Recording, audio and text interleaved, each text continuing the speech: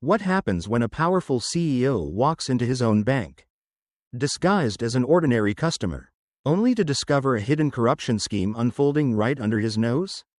At first, he's just testing the system, but when he overhears two customers exposing a shocking truth, he freezes in disbelief. What was supposed to be a simple loan request quickly turns into a dangerous game of deception, power, and betrayal. How deep does the corruption go? And can he fight back before it's too late? Stay tuned, because this story is just getting started. The cold Chicago air bit at Alexander Grant's face as he stepped onto the sidewalk in front of Summit Bank. The branch stood on a bustling street lined with family-owned businesses. The kind of place where small enterprises struggled to stay afloat in a city dominated by corporate giants. A gust of wind carried the faint scent of roasted coffee from the cafe across the street, mingling with the sharper tang of exhaust fumes from passing cabs. Alexander adjusted the collar of his worn-out jacket, a stark contrast to the tailored suits he was accustomed to wearing. The heavy wool coat, the scuffed leather shoes, every detail had been carefully chosen. He needed to blend in, to become just another entrepreneur hoping for a fair shot at a loan. The weight of the disguise settled on his shoulders, but beneath it was something heavier: doubt. For years, he had taken pride in the integrity of Summit Financial. He had built the company with the belief that trust was its strongest currency. Yet, whispers of corruption had begun to reach his ears, claims that small business owners were being pushed into impossible situations, forced to either pay bribes or walk away empty-handed. His internal reports painted a different picture, one of steady profits and minimal complaints. But numbers could be manipulated. Words on a page could lie. What he needed was the truth. Taking a steadying breath, he pushed open the glass doors and stepped inside. The bank's interior was sleek but sterile, all polished wood and neutral tones designed to evoke professionalism. Yet, despite the modern decor, something about the atmosphere felt off. The air was thick with an unspoken tension. A row of tellers worked in practiced monotony, their expressions carefully neutral. Across the lobby, a loan officer spoke with a customer. His tone clipped, impatient. Near the entrance, a receptionist offered a polite but mechanical smile. "Welcome to Summit Bank. How can I assist you today?" Emily Carter, if he recalled correctly. Her name tag gleamed under the bright overhead lights. She couldn't have been more than 32. Her dark brown hair neatly pulled into a low bun. There was warmth in her voice, but something in her posture, shoulders slightly hunched, fingers nervously tapping against the desk, suggested unease. "I'm here about a small business loan," Alexander said, keeping his tone measured. "200,000, to expand my shop." Emily nodded, glancing at the tablet in front of her. "Do you have an existing account with us?" "No," he replied, "but I've got all my financials ready." There was the briefest hesitation before she responded. "I'll have someone assist you shortly. Please, have a seat." Alexander murmured his thanks and made his way to the seating area. The faux leather chairs were stiff, designed for function rather than comfort. He settled in, his gaze flicking across the room, cataloging details. The employees moved with the kind of efficiency that bordered on detachment. No small talk, no effort to make customers feel at ease. Minutes passed before a man in his early 40s approached, his stride confident, his handshake firm but perfunctory. "Mark Townsend," the loan officer introduced himself, barely glancing at Alexander before motioning for him to follow. They entered a private office, its glass walls offering little actual privacy. Townsend gestured to a chair across from his desk. Alexander sat, resting his hands on his lap as the loan officer skimmed through his paperwork. 200,000, Townsend muttered, flipping through the neatly arranged documents. "For a machinery shop?" "Yes. We've been growing steadily, and I need to expand to meet demand," Alexander explained. Townsend nodded absently, but his gaze was sharp. "Good credit history, stable revenue stream. On paper, you look like an ideal candidate."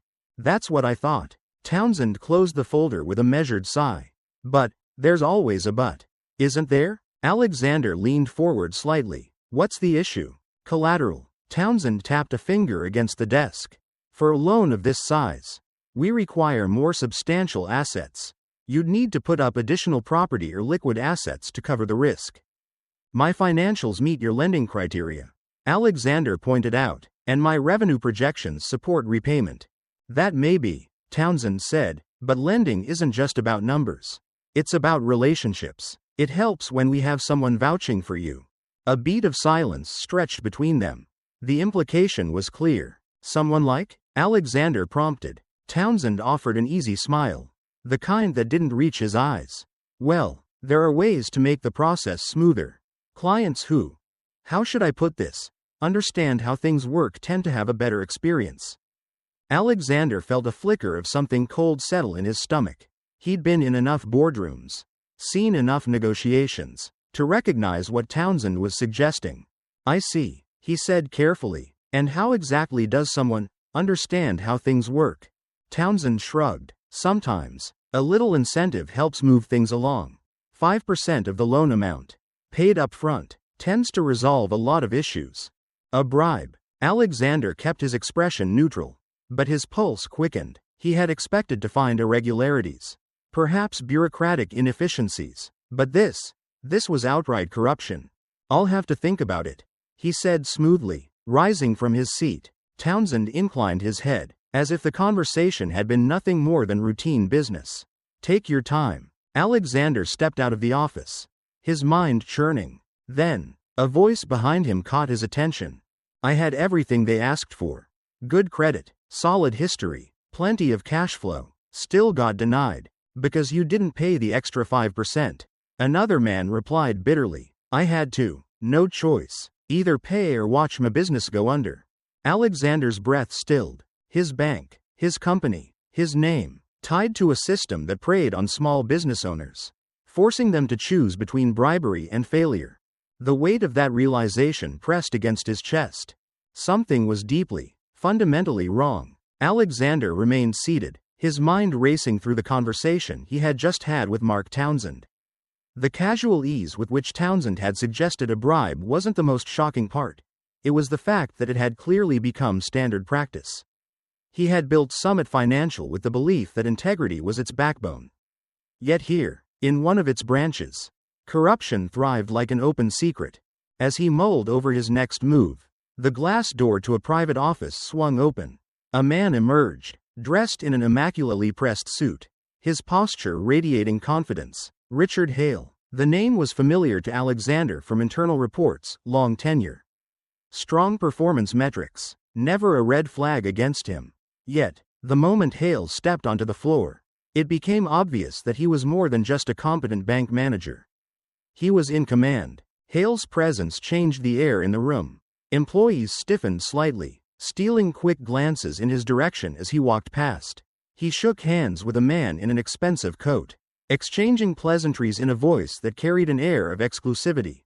The conversation was warm, practiced, but when Hale turned to another customer, a middle-aged woman clutching a thick folder, his expression cooled instantly. With nothing more than a dismissive nod, he sent her away without a second thought. Alexander watched the interaction carefully. Hale was sorting people, deciding who was worth his time and who wasn't. He wasn't just enforcing policy, he was controlling access, dictating who could receive financial support and who would be left struggling. Then, Hale's gaze shifted. Their eyes met for the briefest moment. Alexander could see the sharp assessment in them, the way Hale instinctively sized him up. But whatever calculation he was making, he didn't seem to recognize who Alexander really was. Instead, there was just that cold scrutiny. The same look he had given the woman moments earlier, an evaluation of worth. Hale approached. I don't believe we've met, he said smoothly. Are you being taken care of? Alexander offered a polite nod. I was just speaking with Mark Townsend about a business loan. Ah, Mark's one of our best. Hale's smile didn't reach his eyes. I hope he's helping you find the best option. So far, it seems the options depend on who you know, Alexander said casually, watching for a reaction. For half a second, Hale's expression didn't change. Then, he chuckled. We do our best to make sure our clients get what they need. There was some mention of an expedited process. Alexander continued. If someone were to, say, be willing to invest a little extra. Hale's eyes narrowed just slightly. We're in the business of mitigating risk. You wouldn't believe how many people walk in here claiming to have a great business. only to default within a year. It's about trust. And how do you determine who's trustworthy? Recommendations help, Hale said simply. If someone within our network can vouch for you, it reassures us, makes approvals much smoother. Alexander tilted his head. And if no one can? Hale offered a sympathetic shrug. Then it's much harder to guarantee a favorable outcome. There was no point in pushing further. The message was clear. Without the right connections, without paying into the system, his supposed small business wouldn't stand a chance. Alexander exhaled, playing the role of a man reluctantly coming to terms with an unfortunate truth. I appreciate the insight. I'll have to think it over. Take your time. Hale's smile returned, but there was something sharper behind it now. And remember, business is about relationships. The right ones make all the difference. Alexander nodded, then turned toward the waiting area. His thoughts were already racing ahead. This wasn't just a corrupt manager pocketing bribes under the table. This was systemic. How many other branches operated like this? How many struggling entrepreneurs had been turned away simply because they refused to pay? The realization sat like a weight in his chest. As he slowly walked toward the exit, he let his gaze sweep the room. A man in his 50s sat by the window, gripping a folder tightly, his leg bouncing with restless energy.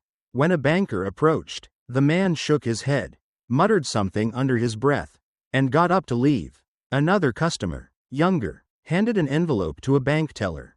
The teller barely looked at him before sliding the envelope into a drawer and nodding toward an office door.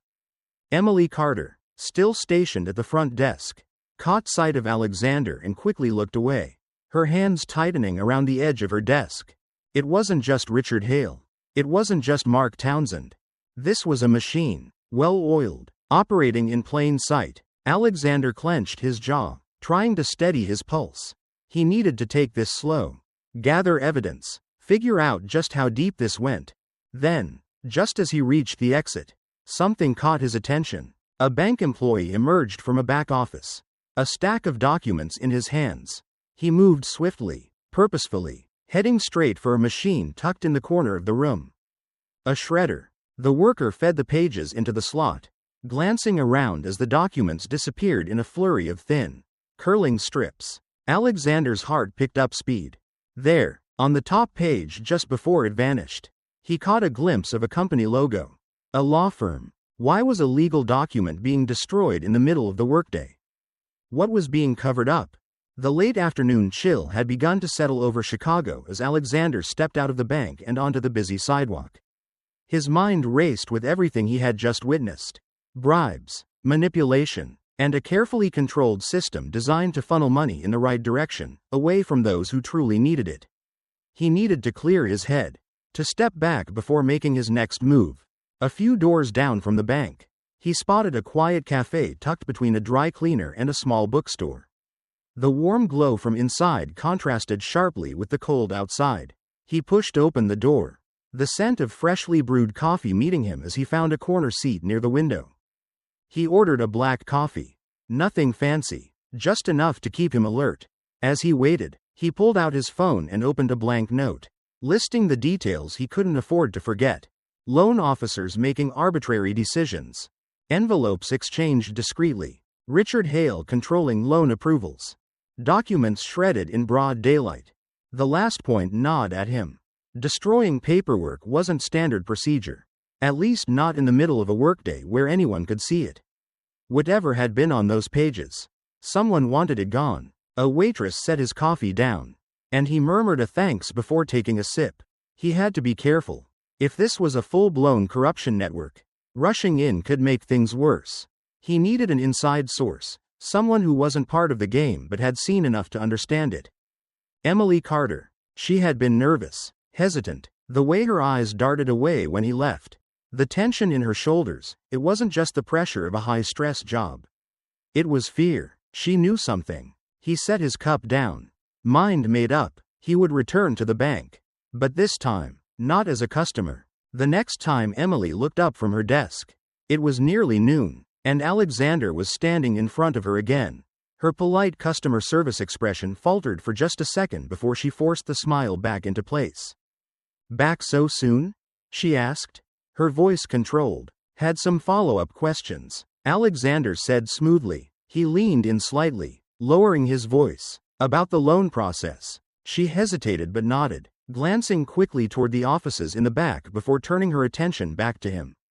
Of course. What would you like to know? Alexander played his role carefully. I was hoping to understand how approvals really work. Townsend mentioned that certain factors can help push things along.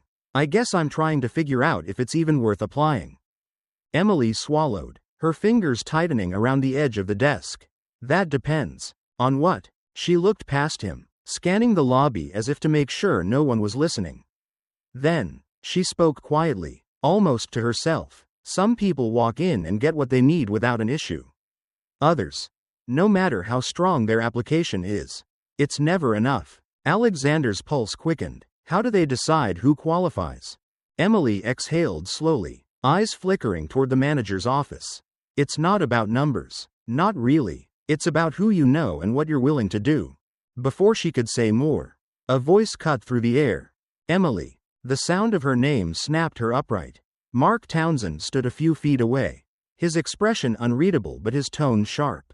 Didn't realize chatting with customers was part of your job, he said, his gaze shifting to Alexander before settling back on her. Emily's face drained of color. I was just answering his questions. Townsend didn't look convinced. I'm sure you were. But let's not keep customers waiting.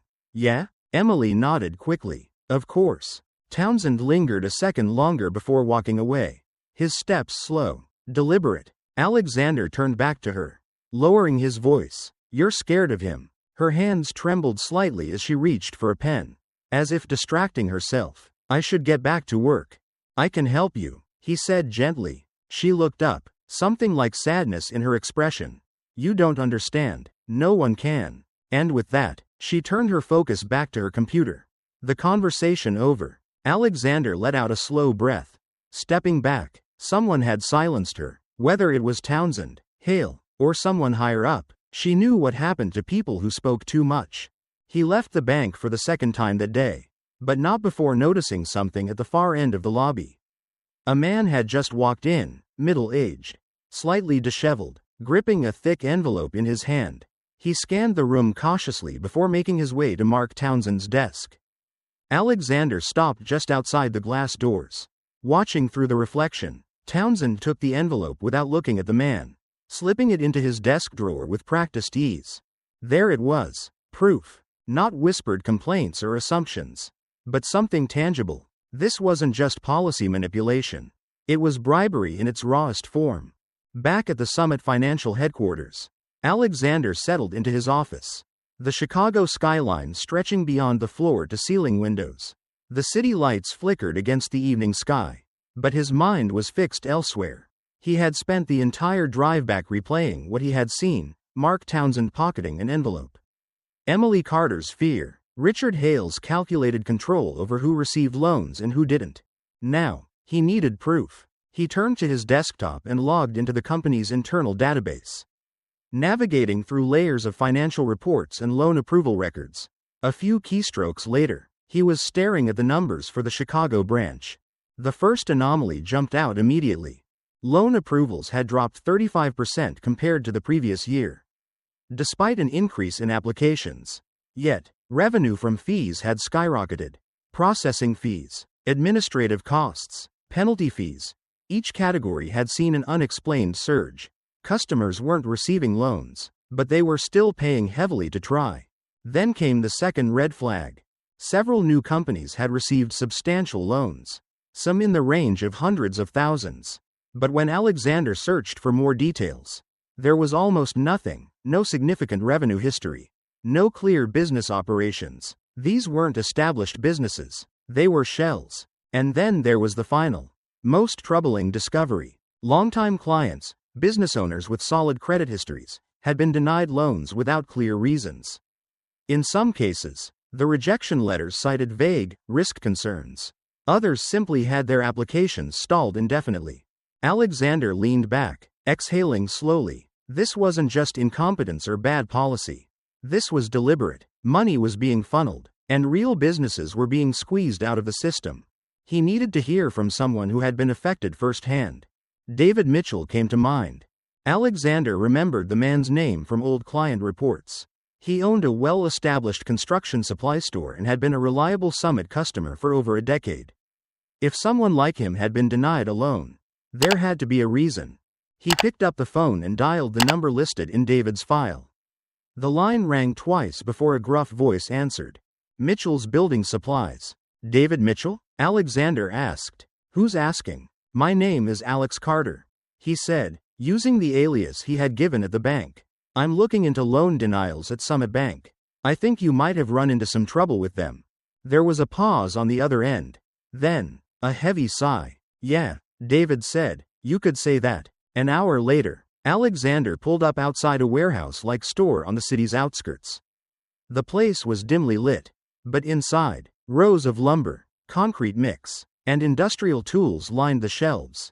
David Mitchell stood behind the counter. A man in his early 50s with salt and pepper hair and the tired expression of someone who had been fighting an uphill battle for too long. You're digging into Summit, David said, arms crossed. Why? I think something's going on, Alexander replied, and I think it's bigger than just a few rejected applications. David scoffed. That's an understatement. I had a solid record with them for years. Never missed a payment, never gave them a reason to doubt me. Then, out of nowhere, my application for an expansion loan gets denied. No explanation? David's jaw tightened. They gave me some nonsense about adjusted risk assessment. Didn't make sense. Then, a week later, my competitor, a guy who barely has any experience in this business, gets approved for triple the amount I asked for. Alexander felt a sharp pang of confirmation. Same bank? Same branch, David said. Richard Hale signed off on it personally. That was all Alexander needed to hear. Hale wasn't just picking and choosing winners. He was engineering them. As Alexander was about to press further, his phone buzzed. A text message. No name, no number. You shouldn't be involved in this. Walk away before it's too late. A quiet chill settled over him. Someone was watching. He looked up at David, his mind racing. Has anyone warned you off before? David shook his head. No, but then again, I didn't go poking around like you're doing. Alexander glanced around the store, suddenly aware of how exposed they were. Whoever had sent the message knew where he was, what he was doing. This wasn't just about loans anymore. That night, Alexander drove past the Summit Bank branch again, parking in a lot across the street where he could observe unnoticed. He turned off the engine, settling into the shadows. It didn't take long for movement to catch his eye. A black SUV was idling behind the building. Its headlights dimmed. A few minutes later, the back door of the bank opened. Richard Hale stepped out. Alexander sat up, heart pounding. A second man emerged from the SUV. Tall, dressed in a dark coat. They spoke briefly, their conversation obscured by distance.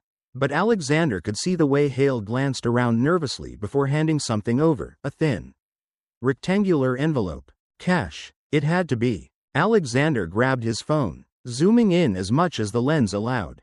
Hitting record. Whatever was happening, Hale wasn't working alone. There was someone else pulling the strings.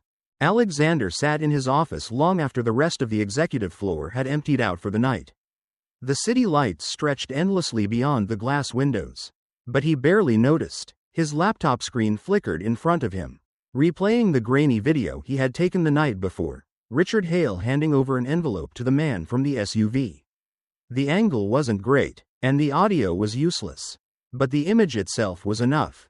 Hale wasn't just approving shady loans. He was part of something larger. And Alexander needed more than just a blurry video to prove it. Emily Carter was the best lead he had. She had hesitated when he first spoke to her. But there was something in her eyes, something more than just fear. She knew exactly what was happening inside that bank.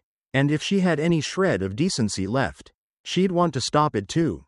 He grabbed his coat and headed out. A quiet cafe on the west side of Chicago, far from the financial district, was the kind of place where no one asked questions.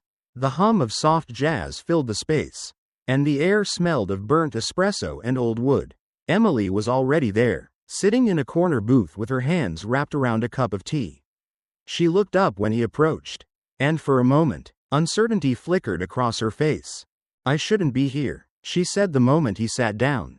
You should. Alexander replied. Because you know what's happening isn't right. Emily exhaled sharply, shaking her head. You don't understand. If I talk, I lose my job, or worse. Alexander leaned forward. Emily, listen to me. I'm not just some customer. I'm Alexander Grant. Her breath caught. I own Summit Financial, he continued, and I didn't build this company to turn it into a machine that crushes small businesses. If you help me, I can protect you. She stared at him, processing what he had just said. A storm of emotions played out across her face: shock, disbelief, and finally, something that looked a lot like relief. For the first time since he met her, her shoulders relaxed. After a long silence, she whispered, "It's worse than you think." She took a shaky sip of her tea, then set the cup down with both hands, as if steadying herself. "The system isn't broken," she said. "It's designed this way. Richard controls the loans. He decides who gets approved and who doesn't. The ones who pay, they get their money, no questions asked. The ones who don't, they get buried in red tape until they give up." Alexander's jaw tightened. "And the fake loans?" Emily nodded. "There are businesses on paper that don't exist in real life. They get loans approved, but the money disappears. Some of it gets funneled offshore through shell companies." "And Hale?" She swallowed. "He doesn't act alone. He's taking orders from someone higher up." Alexander's fingers tapped against the table, his mind racing through the implications. This wasn't just local corruption. This was fraud on a much larger scale, racket-level money laundering. Possibly connected to people far beyond Hale's pay grade. A shadow passed over Emily's face, and she quickly looked down at her drink. "What is it?" he asked. Before she could answer, a sharp voice interrupted them. "Emily." They both turned. Mark Townsend stood at the entrance of the cafe. His eyes locked onto Emily with an expression that sent an immediate chill through the air. "Didn't know you had time for personal meetings on a workday," he said, stepping closer. His gaze flicked briefly to Alexander, then back to her. Emily's fingers tightened around her cup.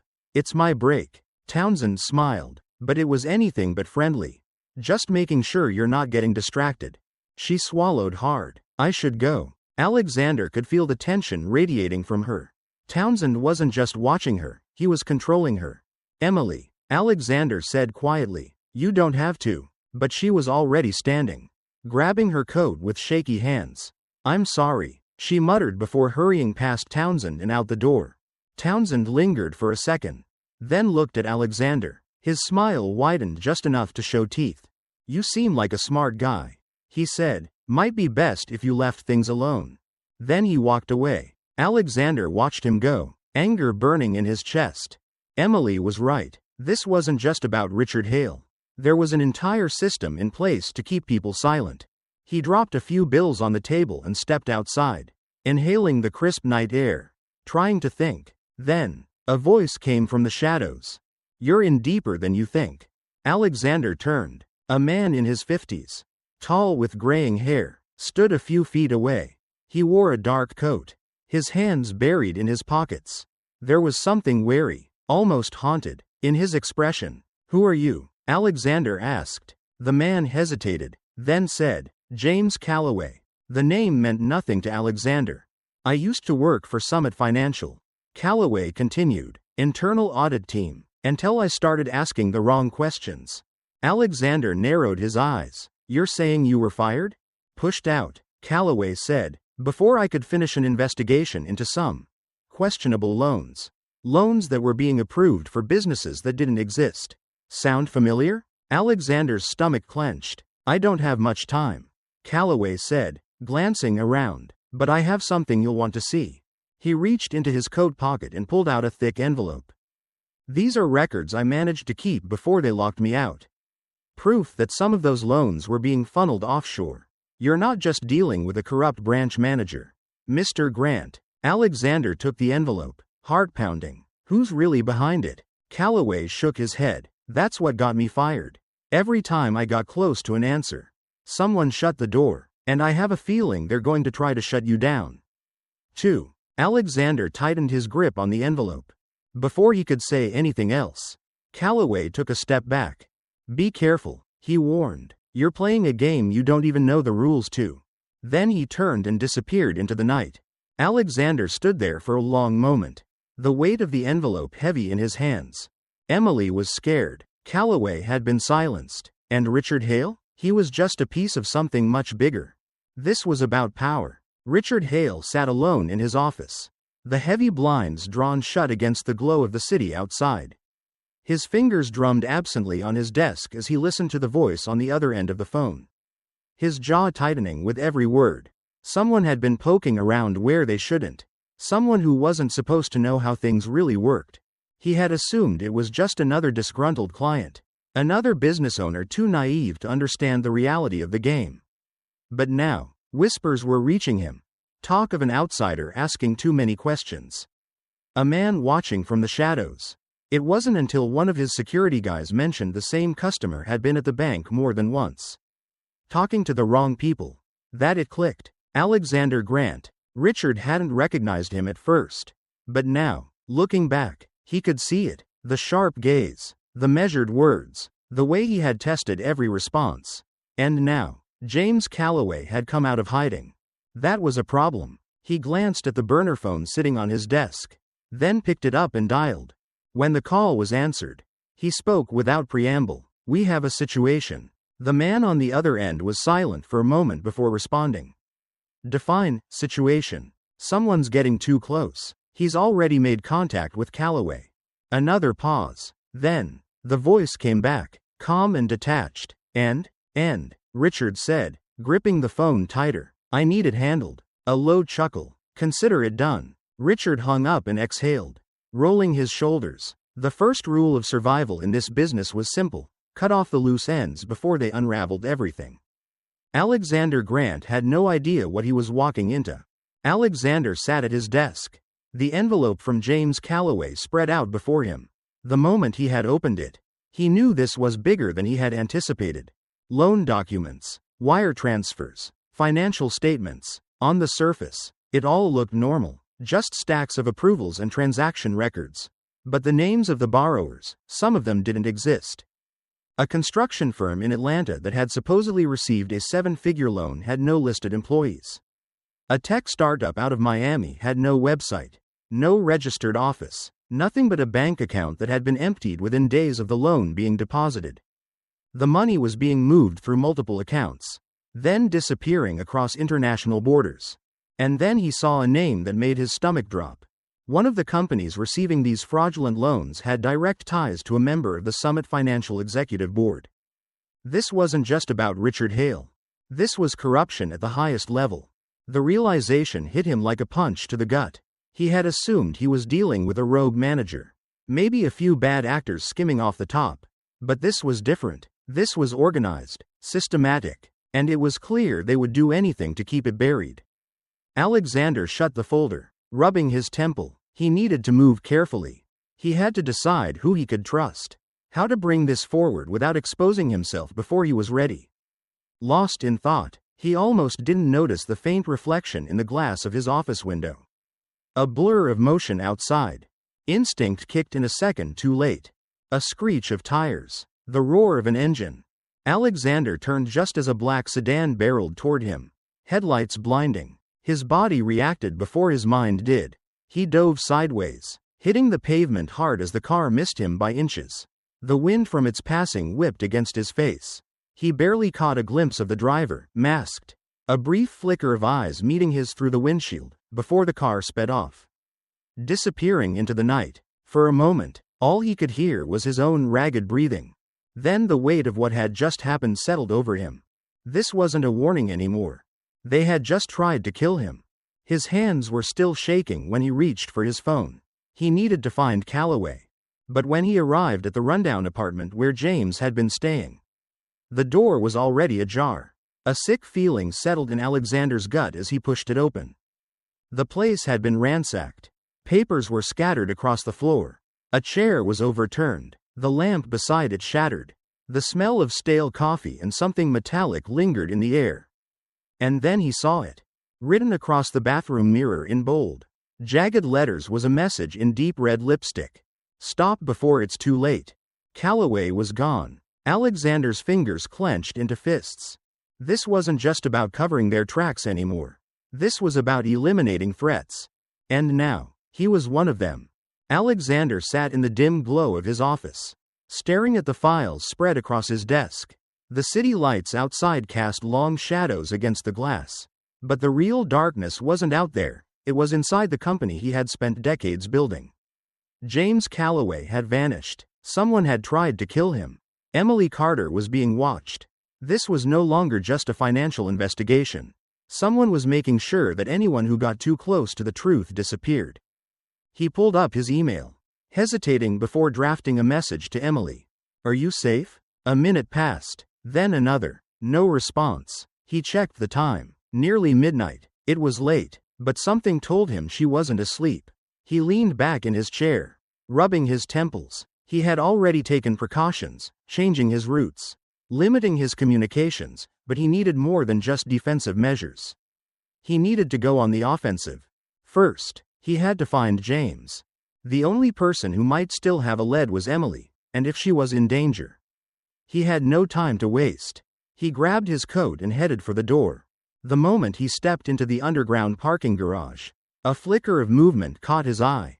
A black sedan was idling in the far corner, headlights off. Alexander tensed, glancing around. The garage was nearly empty, the sound of his footsteps echoing off the concrete. He kept walking, his pulse steady but his instincts on high alert. He reached his car, unlocked it, and slid into the driver's seat, eyes flicking up to the rearview mirror. The sedan hadn't moved. Then, just as he started the engine, its headlights flared to life. His grip tightened on the wheel. He didn't wait. He threw the car into reverse, backing out fast, then spun the wheel and accelerated up the ramp. Tires screeched behind him as the sedan gave chase.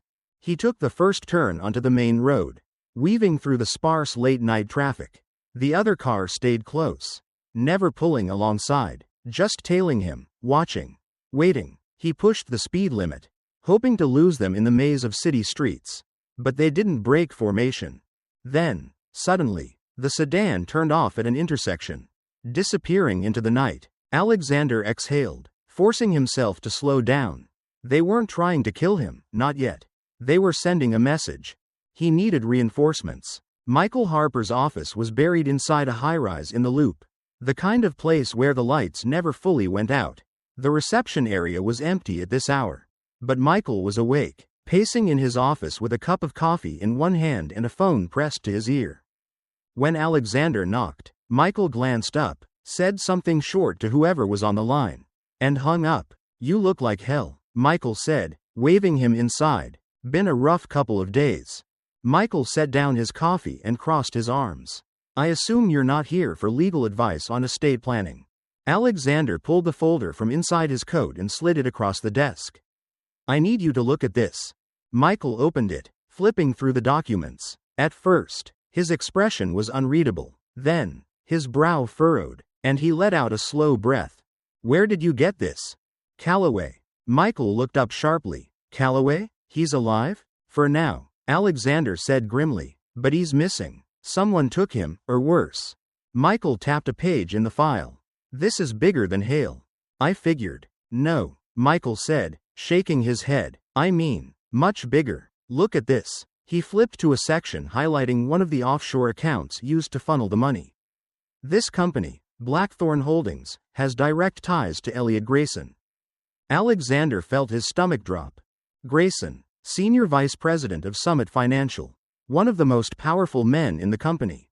"If Grayson is involved," Michael continued, "we're talking about corruption that reaches the highest levels of your boardroom." Alexander exhaled slowly. "And if I go public with this?" Michael leaned back, considering. "If you have undeniable proof, you might survive it, but if Grayson knows you're coming for him, he'll bury you before you get the chance." Alexander nodded, already knowing the answer. "Then we don't give him the chance." Michael watched him for a long moment, then reached into his desk and pulled out another folder. He hesitated before sliding it forward.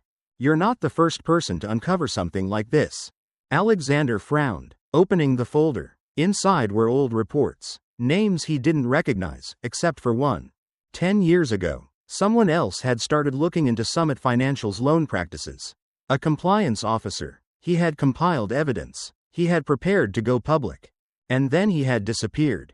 No body, no explanation, just gone. Alexander shut the folder. And no one ever followed up? Michael's mouth was a hard line. No one wanted to end up like him. A heavy silence filled the office. Then, Alexander set his jaw. I need to hit first. Michael nodded slowly. What are you thinking? Pressure. If we can get Richard Hale to panic, he might make a mistake. And if he doesn't, then we bring in the press. Alexander said, we take this to someone in the government. Someone who can protect the investigation before they have time to cover it up. Michael studied him for a moment.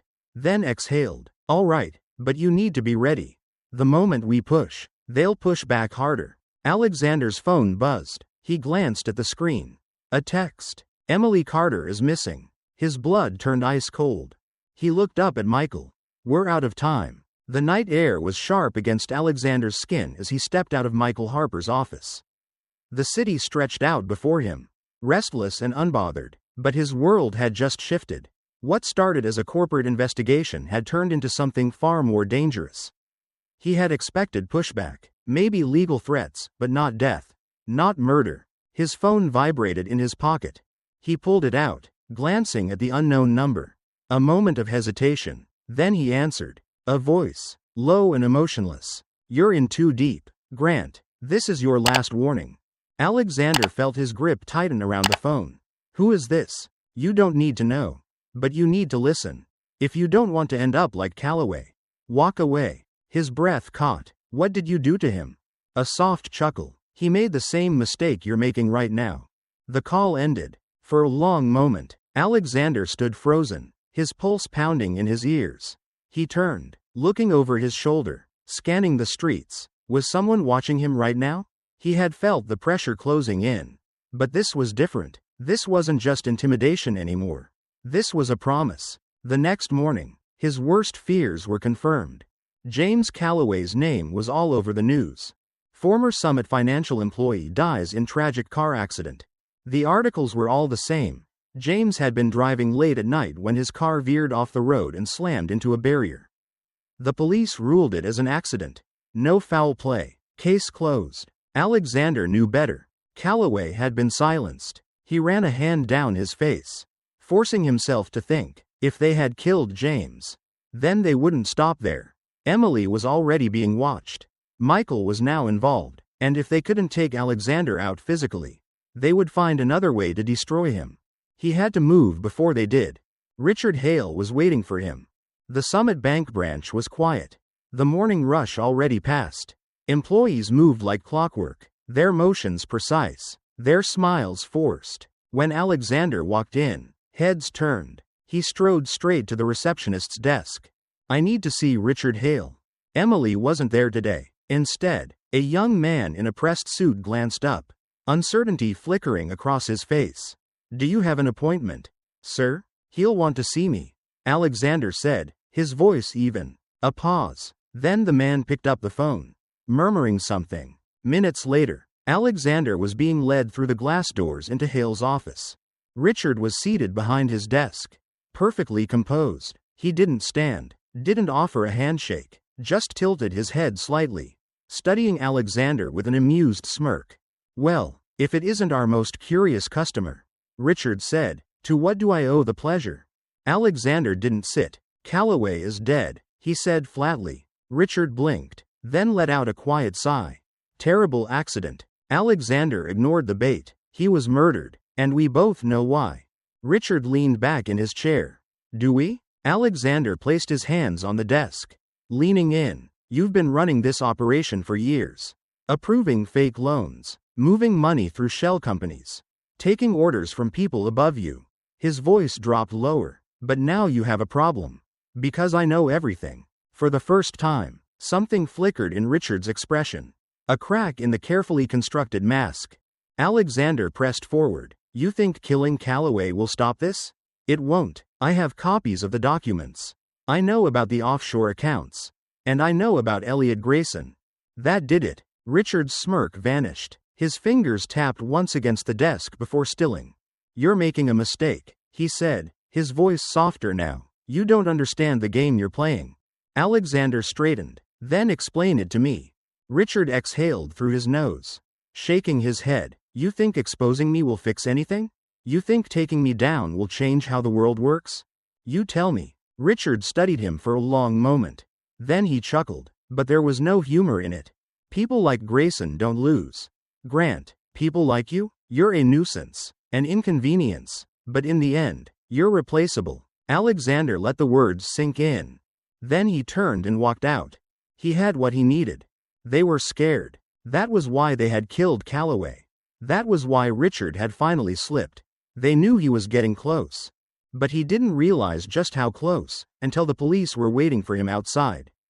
2 officers stood near the entrance of the bank, their eyes locking onto him the moment he stepped through the doors. One of them, a man in his 40s with a stiff posture, took a step forward. Mr. Grant? Alexander slowed. Yes? You need to come with us. For what? The officer pulled out a folded document. There's been a complaint filed against you. Financial misconduct. Abuse of power. Alexander stared at him, his mind clicking the pieces into place. A setup. They weren't just trying to silence him. They were trying to destroy him. The steel doors of the police station shut behind Alexander with a heavy clang.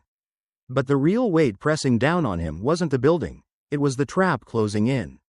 The officers had been waiting for him outside the bank, their demeanor calm but firm. No cuffs, no aggression, just a quiet insistence that he cooperate with an ongoing investigation. The moment he stepped into the interrogation room, he understood the game. Detective Daniel Porter sat across from him, sleeves rolled up, a coffee cup steaming beside a thick file. Porter had the tired eyes of a man who had seen too much and believed too little. He tapped his fingers against the folder, considering Alexander for a long moment before speaking. Alexander Grant, he said, voice measured, CEO of Summit Financial. Never thought I'd see you in a room like this. Neither did I, Alexander replied. What am I being accused of? Porter leaned back. Officially, financial misconduct. And officially, being a pain in the ass for some very powerful people. Alexander exhaled slowly. And who, exactly, is accusing me? Porter slid a document across the table.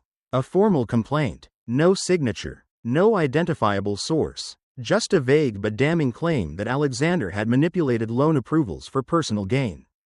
Anonymous, Porter said. Filed this morning. The press already caught wind of it. Of course, they had. The story had been planted, meant to smear him before he could expose the real corruption. Porter watched him carefully. You pissed off the wrong people. Grant, I know, Alexander said, but so do you. For the first time, something flickered in Porter's expression. He didn't deny it. He just sighed, rubbing a hand across his jaw. I've been in this job for over 20 years. Porter said, I know when a case smells rotten. But the problem is, rotten cases tend to be the ones that make people disappear. A beat of silence stretched between them. Then Porter leaned forward. You've got one shot to get ahead of this. But if I were you, I'd start looking over my shoulder. An hour later, Alexander stepped out of the police station, breathing in the cold Chicago air. He wasn't in cuffs. He wasn't under arrest. But the damage was already done. The accusation alone was enough to shake public trust. And they weren't finished with him yet. A sleek black car idled at the curb. The kind of car that didn't belong in this part of town. The back door opened. Elliot Grayson. Alexander's stomach tightened, but he forced himself to stay calm. He walked to the car, leaned against the doorframe, and met Grayson's gaze head-on. Quite the mess you found yourself in, Grayson said smoothly. Alexander said nothing. Grayson gestured to the seat beside him. Get in. For a long moment, Alexander considered walking away, but he knew the rules. This wasn't an invitation, it was an order. He slid into the car. The door shut with a quiet finality. Inside, the air was thick with expensive leather and quiet menace. Grayson studied him, fingers tapping lightly against the polished wood of the armrest.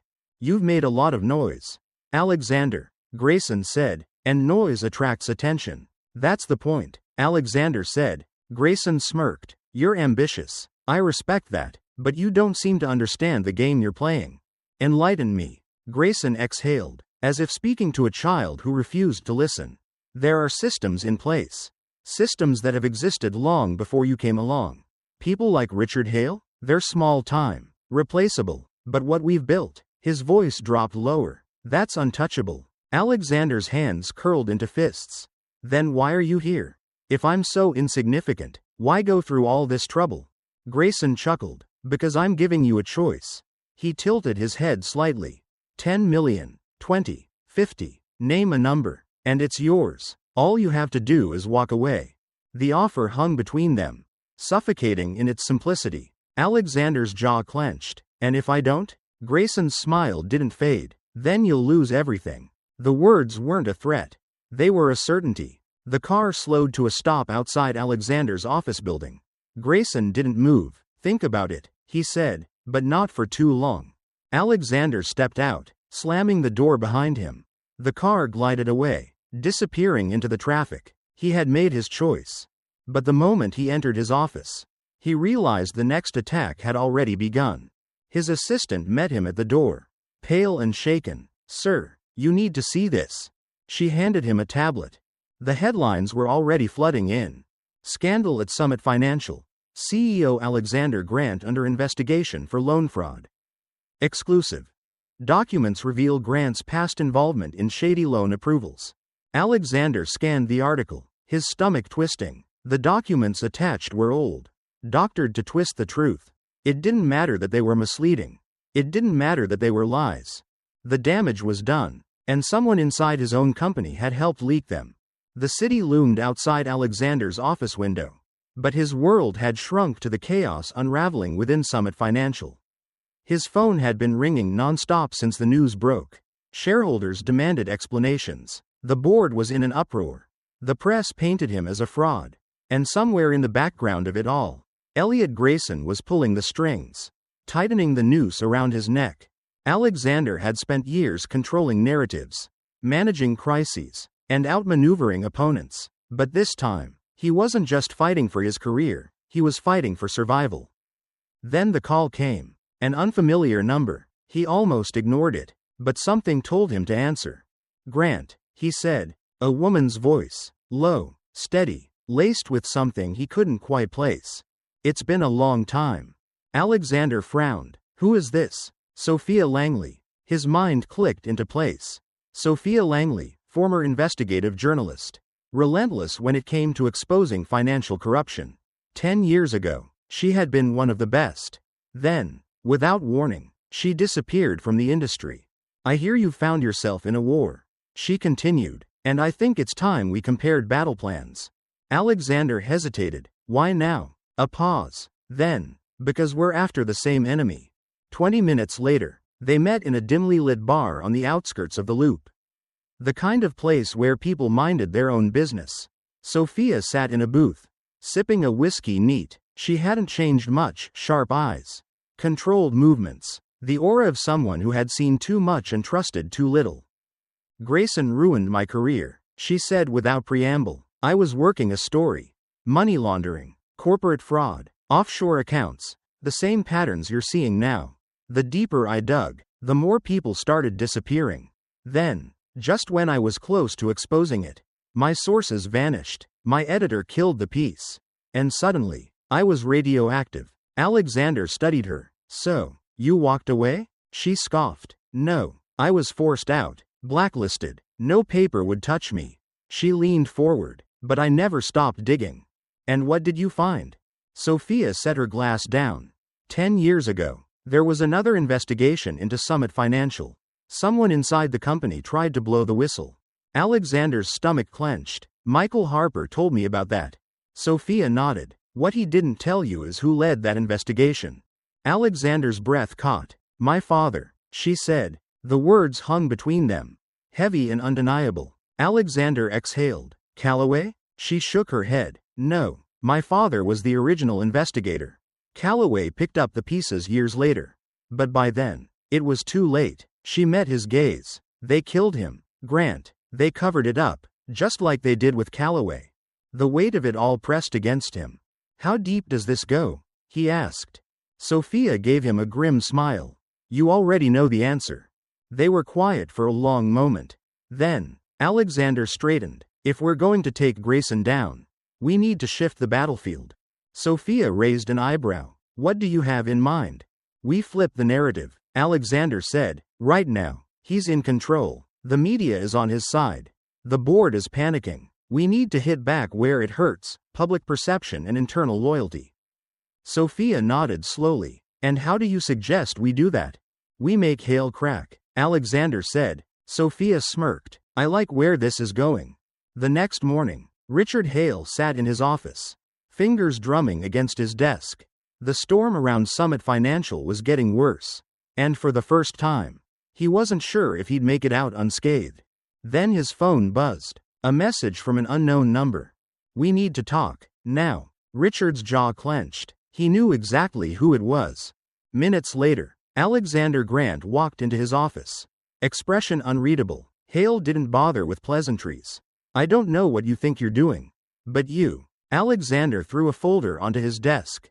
Hale hesitated, then flipped it open. His breath hitched. It was a loan approval report.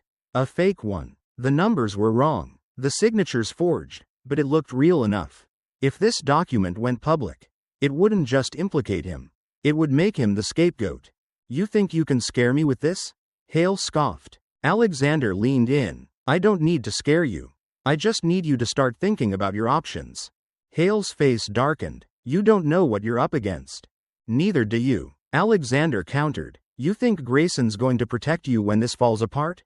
He's already lining up his next fall guy. You're just a tool to him. Hale. Expendable. Hale swallowed, looking away. Then his phone buzzed again. A new message. Cancel the meeting. Say nothing. I'll handle Grant. A chill ran through him. Whoever was pulling the strings, whoever was really in charge, had just made their move. The first strike had landed. The moment the article hit the internet, Summit Financial's name was everywhere. The story was carefully crafted, just enough truth to ignite public outrage. But not enough to reveal Alexander's full hand. Summit Financial under scrutiny, corruption allegations surface. The article outlined everything. Questionable loan denials, offshore transactions, and the mysterious death of James Calloway. It didn't name names, not yet, but it painted a picture of a deeply rooted financial scandal that couldn't be ignored.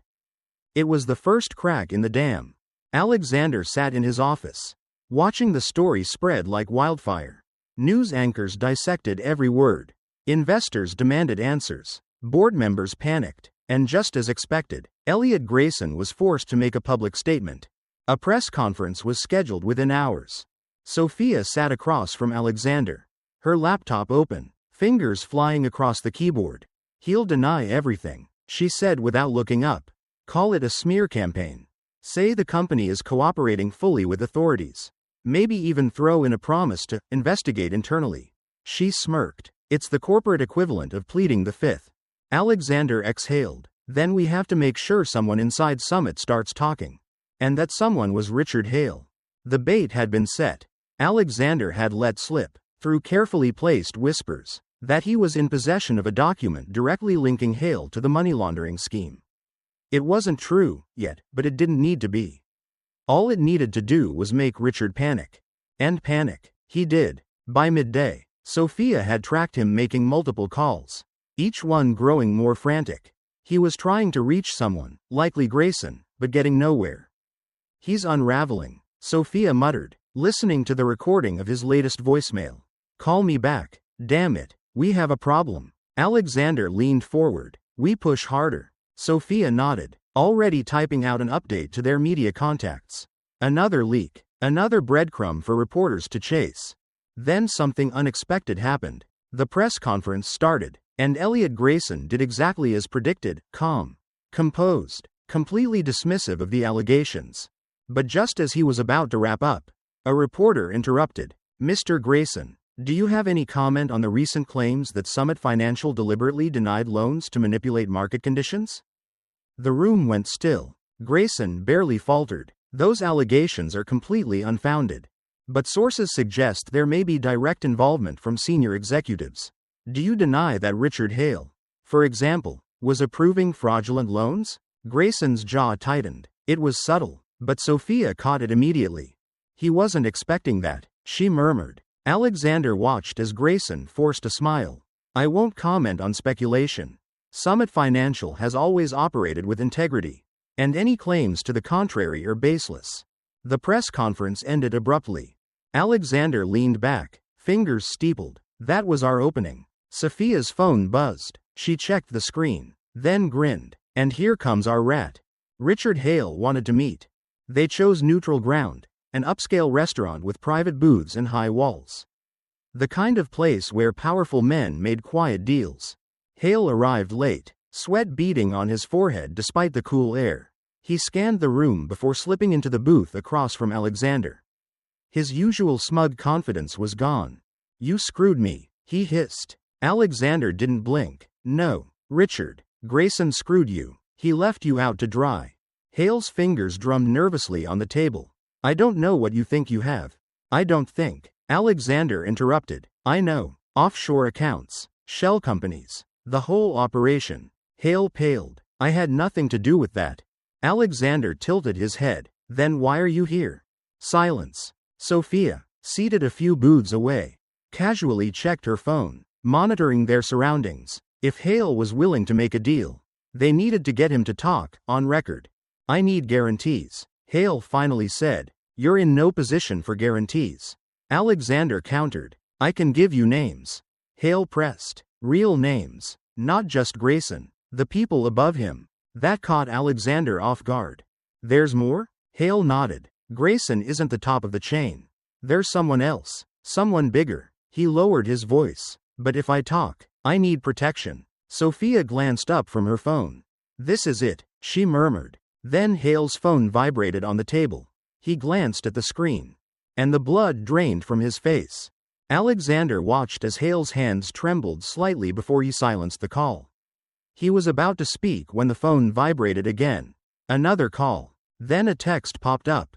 Cancel the meeting. Don't say anything. I'll handle Grant. A new kind of fear settled over Hale's features. He swallowed hard, then grabbed his phone, shoving it into his pocket. I have to go. Alexander leaned forward. Richard, if you leave now. But Hale was already sliding out of the booth. His movements stiff, mechanical. His face was set, but his eyes gave him away. He was terrified. Alexander didn't stop him, but deep down, he knew. Richard Hale wasn't going to make it through the night. The headline hit the airwaves before dawn. Richard Hale found dead in his office, apparent suicide. Alexander sat in the back of a cab, gripping his phone so tightly his knuckles turned white. The words blurred together, but the meaning was clear. Richard was dead. His mind raced through the implications. Less than 12 hours ago, Hale had been sitting across from him, terrified but alive. He had information, real information. He was ready to talk. And now he was gone. Sophia's voice cut through the silence. You don't believe it, do you? Alexander looked up. She was in the seat beside him, watching his expression closely. No, he said, not for a second. They both knew what this was. Richard hadn't killed himself. He had been silenced, eliminated. By the time they arrived at Sophia's apartment, news stations were running the same narrative. Under intense scrutiny following the Summit financial scandal, Richard Hale was found dead in his office late last night. Police are treating the case as a suicide, citing the pressure of recent allegations. Alexander muted the TV. This isn't just about covering tracks, Sophia said, pacing the small living room. This is a warning. Alexander nodded. Grayson wants to make sure no one else talks. Sophia crossed her arms. So what's our next move? Alexander didn't hesitate. We hit back harder. Hours after the news of Hale's death broke, Grayson made his move. Standing at a podium, flanked by legal advisors, he addressed the press with a perfectly rehearsed air of concern. This tragedy is a stark reminder of how dangerous misinformation can be. Richard Hale was a dedicated employee, and his death is a direct result of the reckless accusations spread by those who seek to damage Summit Financial. Alexander clenched his jaw as he watched the broadcast from his office. Grayson wasn't just spinning the story, he was weaponizing it, and then the real blow landed. In light of recent events, Grayson continued, our board of directors is convening an emergency meeting to discuss the future leadership of this company. It is imperative that we restore trust. That means making difficult decisions. Sophia cursed under her breath. He's pushing you out. Alexander exhaled sharply. He's making it look like I'm the problem. That if I step down, this all goes away. And will it? He turned to her. Not a chance. That night, a message arrived. No name, no sender, just a single audio file. Sophia hit play. At first, there was silence. Then, Richard Hale's voice, tight with panic. You don't understand, Elliot. They have something. I don't know what, but Grant is digging.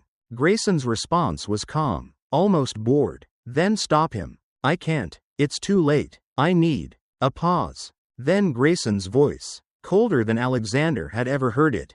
You have two choices, Richard. Either I handle your disappearance, or you do it yourself. Then Hale's voice, shaking. Please. The recording cut off. Sophia sat back. Jesus. Alexander stared at the phone. Heart pounding. This was it. Grayson had all but confessed. Alexander turned to Sophia. How soon can we get this to the board? She smirked. How soon do you want it? The emergency meeting was held in Summit Financial's top-floor conference room. The city skyline stretched beyond the glass walls. But inside, the air was thick with tension. The board members sat in heavy silence. Grayson, calm as ever, took his usual seat at the head of the table. Alexander didn't wait for pleasantries. He placed his phone on the table, pressing play. The voices filled the room. By the time it ended, the air had shifted. Grayson's mask didn't crack, but something in his posture changed, just slightly. A flicker of calculation, of reassessment. A member of the board cleared his throat. Mr. Grayson, do you have an explanation for this?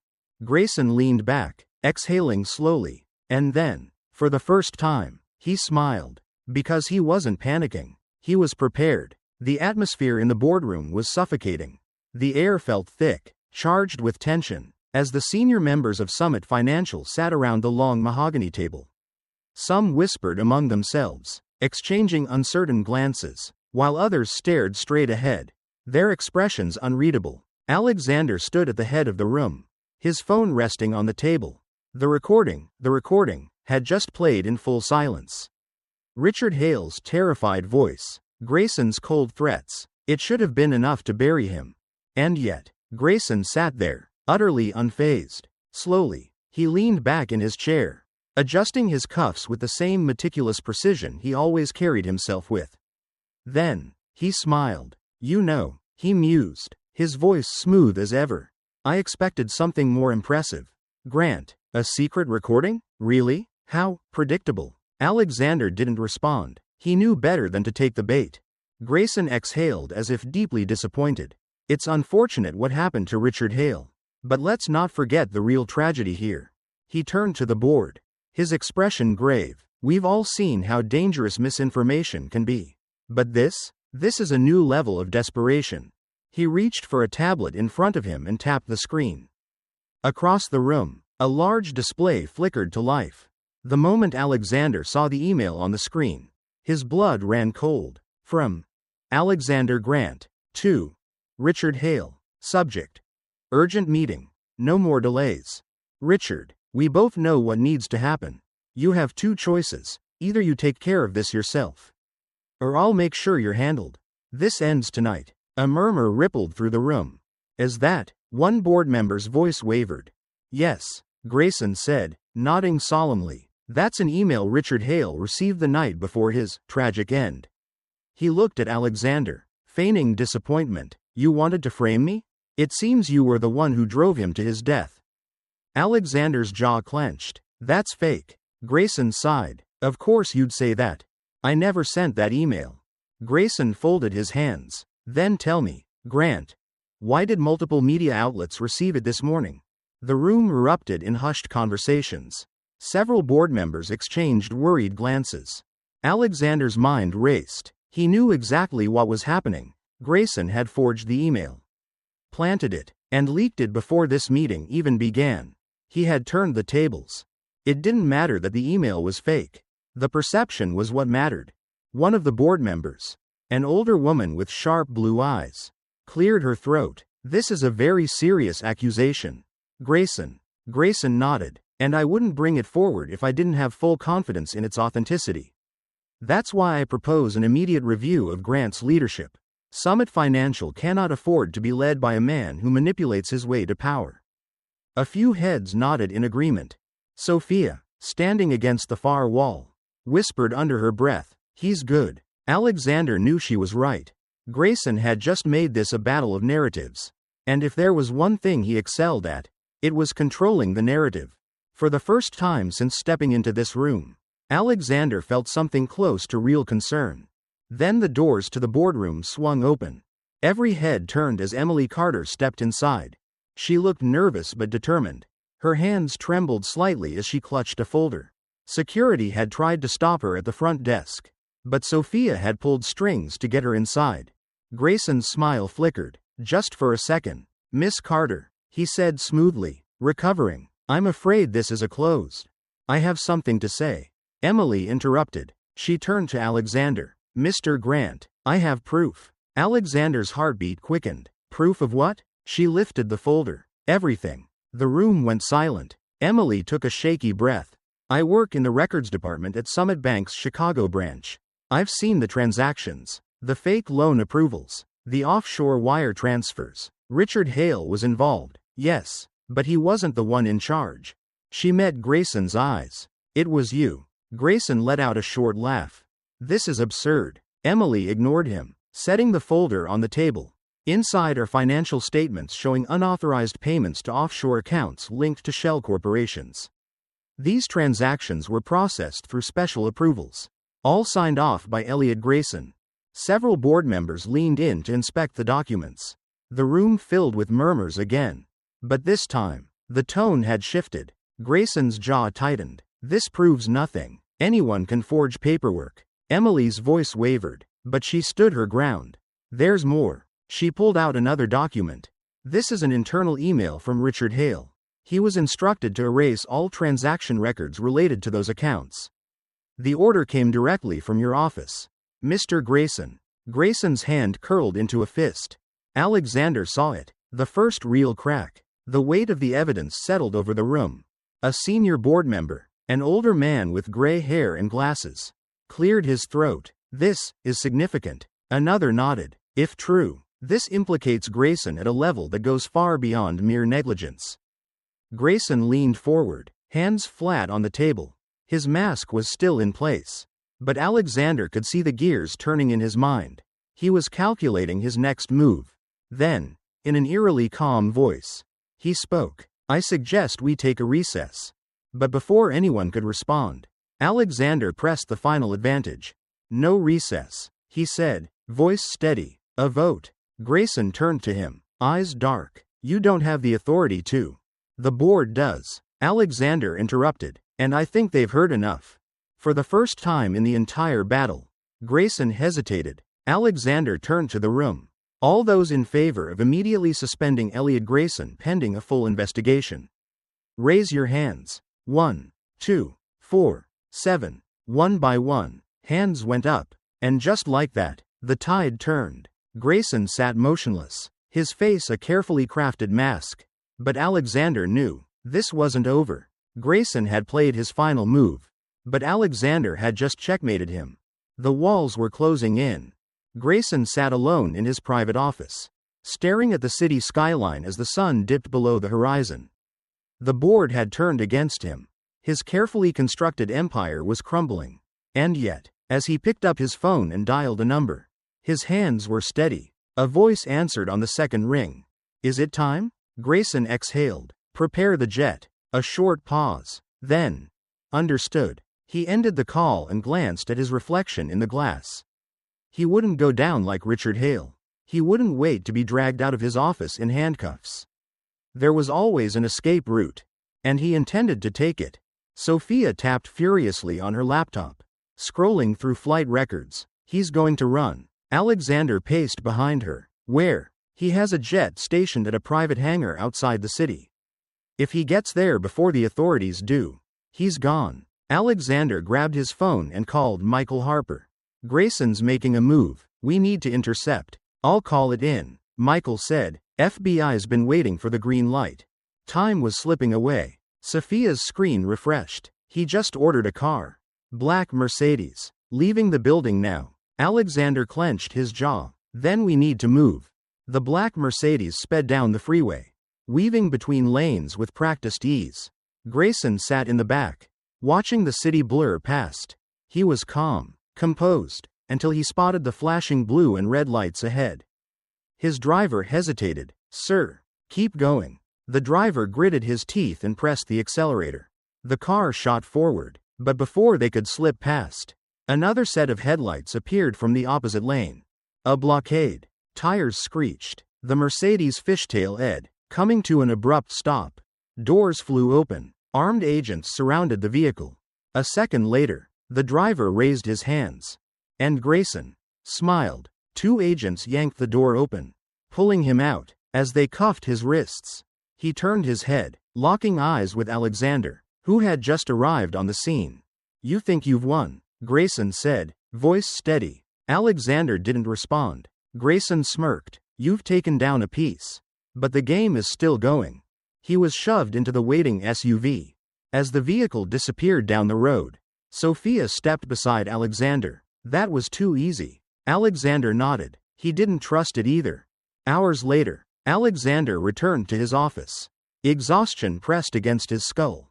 But there was no time to rest. He had just dismantled one of the biggest financial corruption schemes in Summit's history. Or so he thought. A manila envelope lay on his desk. No name, no return address. His stomach tightened as he opened it. Inside was a photograph. A black and white image of a lavish cocktail party. Men in suits, champagne flutes raised, cigars in hand. Grayson was there, standing at the center. But beside him, smiling, relaxed, was a man Alexander had never seen before. Tall, distinguished, exuding quiet authority. At the bottom of the photograph, scrawled in red ink, were 3 words. "The story continues." The courtroom was packed. Rows of journalists scribbled furiously in their notepads. Cameras flashed, and the air buzzed with whispered speculation. The trial of Elliot Grayson had become the most high-profile financial scandal in decades. And the nation was watching.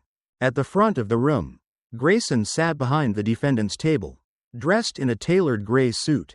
Despite the circumstances, he looked as polished as ever, his expression unreadable. When the judge entered, the room fell silent. The prosecutor stood. "Your Honor, the United States Department of Justice formally charges Elliot Grayson with conspiracy to commit financial fraud, wire fraud, and money laundering. Additionally, we will present evidence linking him to the obstruction of justice in the ongoing investigation into the death of Richard Hale."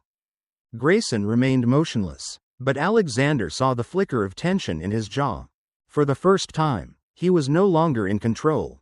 Days after the trial began, Alexander sat in his office, staring at the black and white photograph that had arrived anonymously. Grayson was in the picture, but he wasn't the center of it. That distinction belonged to the man standing beside him, William Beckett. Alexander leaned back in his chair, exhaling slowly. William Beckett was not a household name. Unlike Grayson, he didn't appear in financial magazines or at high-profile events. But behind the scenes, he was one of the most powerful figures on Wall Street. Sophia, sitting across from him, tapped on her laptop. Beckett owns a network of hedge funds, private equity firms, and, get this, he has indirect stakes in at least 5 major banks, including Summit Financial. Alexander's grip tightened around the photograph. Grayson was never the endgame. Sophia nodded. He was a distraction. Beckett is the one who built this machine. Alexander's phone buzzed. A single message flashed on the screen. "We need to talk. Just an address." The location was an exclusive members-only club in the heart of Manhattan. Alexander walked through the grand double doors, past walls lined with oil paintings of men who had shaped the financial world for over a century. The air smelled of aged whiskey and old money. At the far end of the room, sitting in an overstuffed leather chair, was William Beckett. Beckett was in his 60s, with neatly combed silver hair and sharp blue eyes. He looked completely at ease, as if he had been expecting Alexander all along. He gestured toward the chair across from him. "Sit." Alexander didn't move. "You sent the photograph." Beckett smirked. "I wanted to see how long it would take you to figure things out." He picked up his glass and swirled the amber liquid inside. You're a smart man, Grant. That's why I'm giving you a chance to walk away. Alexander's eyes narrowed. Is that a threat? Beckett chuckled. It's a reality check. He set his glass down. Grayson was careless. He got greedy, made enemies, and got himself caught. I have no intention of making the same mistake.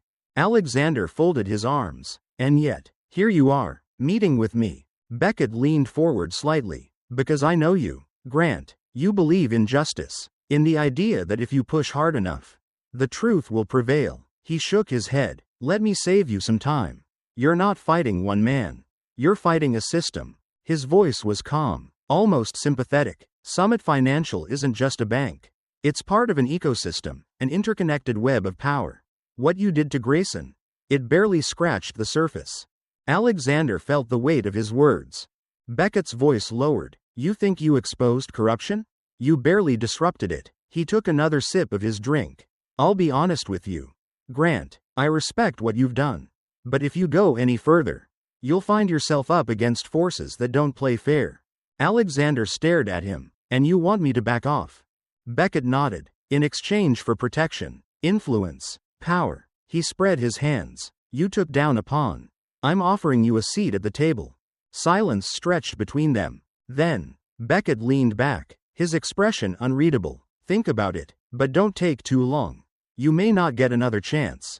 That night, Alexander sat alone in his office, the city lights flickering through the window. He had fought so hard to take down Grayson. But Grayson was never the real enemy. Beckett wasn't afraid of the law. He wasn't afraid of exposure. Because he owned the system. Alexander exhaled, staring at the photograph one last time. Grayson had fallen. But the real battle was just beginning. Alexander stared at the city skyline, the weight of his choices pressing down on him like an iron grip. Two paths lay before him. He could walk away, except that Beckett was too powerful. That no amount of evidence or righteous fury could bring him down. He had already won a major battle. Grayson was in prison. Summit Financial was forced to reform.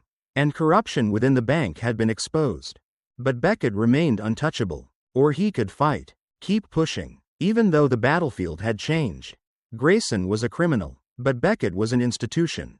A force so deeply embedded in the system that even justice bent to accommodate him. Behind him, Sophia's voice was steady but insistent. You've come too far to stop now. He turned to face her. And what if I fail? Sophia's expression hardened. Then you fail knowing you never gave in. Alexander made his choice. That night, he and Sophia prepared to release every piece of evidence they had. Emails, financial transactions, offshore accounts. Enough to implicate Beckett and expose the shadow network controlling Summit Financial. But then, something changed. First, the FBI announced that the Grayson investigation was being closed without further action. Next, major media outlets that had been reporting on the Summit Financial scandal suddenly dropped the story. Then, one by one, key witnesses disappeared, either bought off, threatened, or too afraid to come forward. Alexander clenched his fists. Beckett had anticipated this. He wasn't playing defense, he was erasing the battlefield entirely.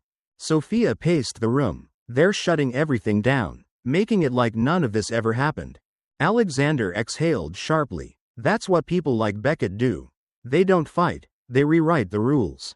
Sophia stopped and looked at him, frustration clear in her eyes. So what now? What was all of this for? Alexander held her gaze. For the long game. A month later, Grayson was officially convicted, sentenced to decades behind bars. But Beckett? Beckett remained exactly where he was, pulling strings, making deals, untouched. Summit Financial announced internal reforms, painting itself as a responsible institution learning from past mistakes. Stock prices rebounded. The media moved on. Sophia's voice was bitter. They win. They always win. Alexander didn't respond. Not immediately. Instead, he watched as the world continued spinning. As the system carried on. Barely dented. Finally, he said, justice isn't a battle. It's a war. Sophia frowned. And what if we never win? A shadow of a smile crossed his lips. Then we make sure they never stop fighting us. A year later, just as Alexander was beginning to believe that the fight was over, a package arrived at his office. No return address. No markings. Inside was a single envelope. A list of offshore accounts. All linked to shell companies controlled by William Beckett. Billions of dollars. Moving quietly through the system. And at the bottom of the page, a handwritten note. The story isn't over. We still have a chance. Alexander leaned back, staring at the words. Then, slowly, he smiled. In a world where power and corruption often go hand in hand, the real battle isn't just about exposing the truth, it's about having the courage to fight for it. Even when the odds are stacked against you. Alexander uncovered a system built to protect the powerful. But his story reminds us that change doesn't happen overnight. It happens when people refuse to look away. So, what would you do if you found out the system you trusted was rigged against you? Would you walk away, or would you fight back? Let us know in the comments. And if you love stories of deception, justice, and the hidden battles for power, don't forget to subscribe to Undercover Truths, because this is just the beginning.